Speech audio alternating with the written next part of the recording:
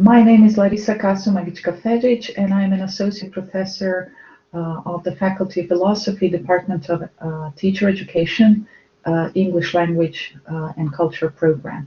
My role today is to discuss the topic on critical pedagogy and competencies for democratic culture in teacher education programs for the Conference on Information Literacy and Democracy that is organized by the Faculty of Political Science. Since my position at the Department of English at the Faculty of Philosophy has been to be actively involved in the teacher training and professional development of teachers, I will be discussing this topic from the perspective of my experience in developing and designing and reshaping teacher education program at my department. So some of the questions that I have posted here for us to discuss would be related to critically evaluating what kind of education can contribute to a society in which all members are able to realize their human and participatory potential to live together as equals under commonly created conditions. So these are some larger frameworks for us to look at and to understand before we get to the practicalities and specific strategies that we can incorporate into the actual classroom application or curriculum design. Other questions that I posted here are related to the aspect of the institutional support. So what should institutional structures and learning processes which provide learners with experiences of living democracy look like? How can we help young people to become responsible and caring citizens with respect for life and human dignity and acting to protect the environment, our planet, and our health? So how can we incorporate these kinds of values into the teacher education programs, into the educational reforms in order to emphasize the values aspect of education? Which conditions are necessary in order to make education a sphere where living democracy is prepared, created, and practiced, so that we do not just only preach about the democratic values, but we also create conditions in which we apply the principles of democracy in the strategies we use, in the decisions that have been informed and rooted in the principles of democracy and mutual understanding and dialogue. So these are some of the questions that I would like us to focus as we develop critical analysis and discussions in today's conference. The key role of education for sustainable democracy and sustainable democratic society is bringing in another reminder of the importance of plurality, that is both the condition of human life but also the condition through which humans achieve meaning. So this is an important value to be also revisited when we are discussing educational reforms and we are attempting to incorporate these specific strategies that we can apply in everyday teaching, in teaching practice, but also in the proposals of action for teacher training programs. We also need to look at the society's investment in its future, in educational reforms, in teacher development, professional development of teachers. We need to think whether society, whether educational policies support its members with necessary and needed knowledge, skills, and attitudes in order to take part in social, political, and economic development. So basically here, what is really important to be considered from a larger perspective is what is the systemic, and structural support in terms of having and recognizing and acknowledging the important bottom-up support that is needed for a lot of these reforms and a lot of these practices to actually live in the classroom, within the classroom setting. Another important aspect is what is the role of younger generations, whether we perceive them as educational policy makers or as teacher educators, as professionals within the field of education, whether we perceive young people and future younger generations as the agents of change. Because being a member of a society would mean becoming an agent of development and change. and not just someone who would passively be given and presented with the circumstances, and through some educational practices and teaching practices, we have the situations where actually we are aiming for and we are striving for teaching children to accept, or teaching young generations to accept the situation as it is. So whether we have, even at the level of the perception of what matters in education, whether we have these kinds of values recognized and acknowledged at the level of the teacher cognition, in order for us to be able also to incorporate them into some more meaningful proposals for educational change. This is important because educational frameworks can be regarded as types of models of the society that they are intending to create, which means that we need to have a certain kind of attitude and a consensus at the level of a society, at the level of the educational policy, or what kind of society we wish to create, in order for us to come with the proposal of the educational framework that is then intended to be incorporated into the practices. Looking at the educational initiatives that are nurturing and that are based and rooted and framed within the values of democratic living, there are a couple of educational initiatives. A lot of them overlap with one another, and they all have, within the nature of the learning goals, they all have these values of democratic citizenship, democratic living, human rights, civic participation. So we are speaking of peace education as a particular educational framework or initiative, then education for mutual understanding, intercultural or multicultural education, human rights education, health education, citizenship, education for sustainable development, humanitarian education, or values education also. So they all have within their frameworks the emphasis of the values that are striving to achieve a more democratic and more peaceful and more just, equitable and equal society as a target goal that is framing their proposals of actions. Looking at the transversal attitude, skills, and knowledge for sustainable democratic societies, we can also see the overlap between democratic citizenship, intercultural communication, media literacy, understanding of history, acceptance of diversity, human rights, that are equally contributing with the integration of not just the level of knowledge that is important and recognized as the foundation of these kinds of competencies, but also incorporating what is in a way called cycle of experiential learning, the elements of application of knowledge, skills, developing certain skills, attitudes, but also incorporating and emphasizing the role of values. So being with these kinds of competencies, or how to know how to live and how to bring in the values component and dimension into these types of learning. In order for us to know how to frame these types of learning proposals and frameworks into professional settings, education, into teacher education programs, professional development of teachers, we need to think of the pedagogy that is important to respond to this kind of challenge. So we are advocating here for a more active pedagogy that is needed in the teacher education programs, in professional development of teachers, that is based on participative discussions rooted in the frameworks of critical pedagogy, values education, where the empowerment is really related to democratic values and attitudes that can hardly be learned within undemocratic educational structures, which means that active and engaged citizens need to have a basis of encouraging and positive experience, which schools can provide for. And these experiences of negotiation and debate, of taking part in decision-making processes that affect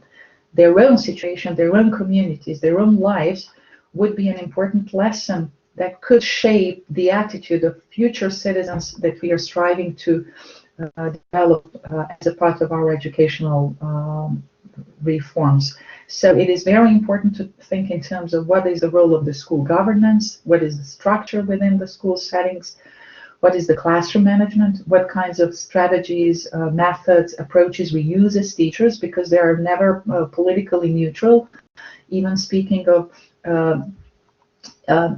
when we think of the teacher-dominated or teacher-centered approaches,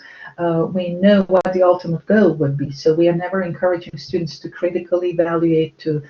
critically analyze, to critically think and debate certain issues, to bring in the language of arguments and evidence.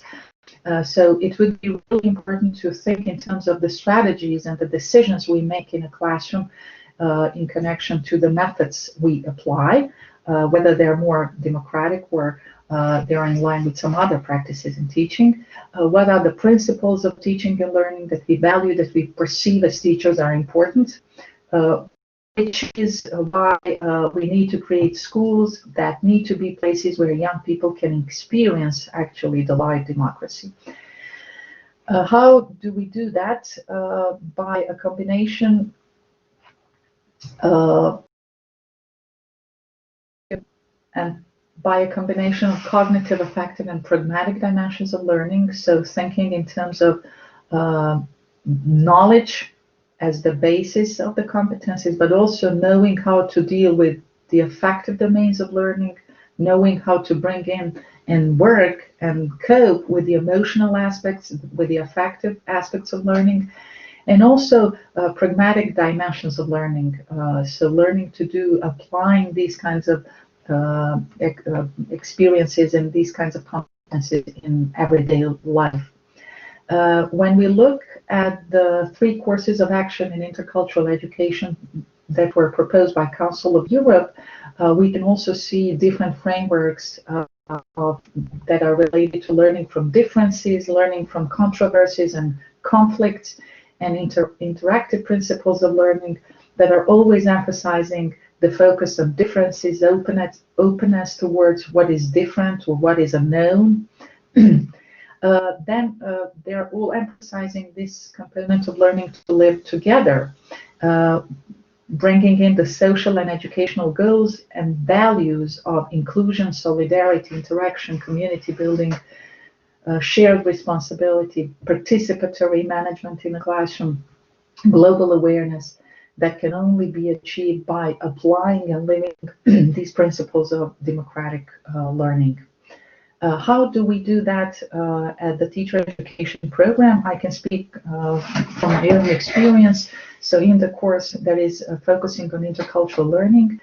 I have tried to develop something which is an intercultural framework for teacher education, where we are bringing in the cultural aspect of language pedagogy, language and culture pedagogy, that is emphasizing the importance of developing intercultural competencies of prospective teachers of languages, that is built on certain attitude, skills, knowledge. So attitude, skills, and knowledge framed around critical cultural awareness that is built on linguistic competence, and is very important for teachers to develop as a part of their teacher training program in order to incorporate these kinds of skills and attitudes and values in the work with their students. Some more specific examples from my own teaching context. So the proposal by Council of Europe,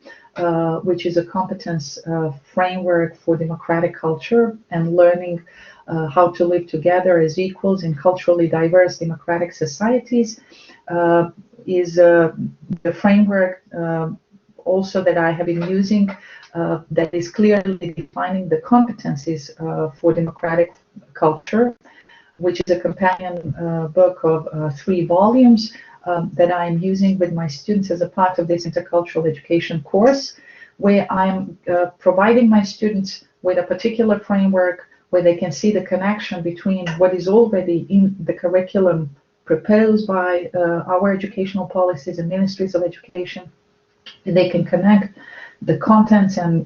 the themes that are already framed and are proposed by our ministries of education, but I'm encouraging them to look at certain aspects of the curriculum, to be framed within the framework of teaching for intercultural sensitivity and democratic competencies, democratic learning, in order for them to become more innovative and in order for them to connect other aspects of learning into this particular framework. So this is a part of their teaching practice. It's very much reflective. It invites for a lot of critical analysis, action research, self-assessment, self-evaluation, and is providing the room for my students to see the cross-curricular connection of different themes within foreign language and culture curriculum. So they're thinking in terms of what are the topics of personal development, cultural identity, sustainable development, technological advancement, active citizenship, environmental protection that are already there, incorporated into the curriculum, but now they need to think in terms of connecting them to the competencies of intercultural sensitivity and democratic culture, learning for democratic culture, in order to propose lesson plans and action plans that would bring in this innovative and more democratic voice into their own teaching. Other tools that I have been using are related to the role of critical reflection. So there are documents proposed also by Council of Europe that I've incorporated into my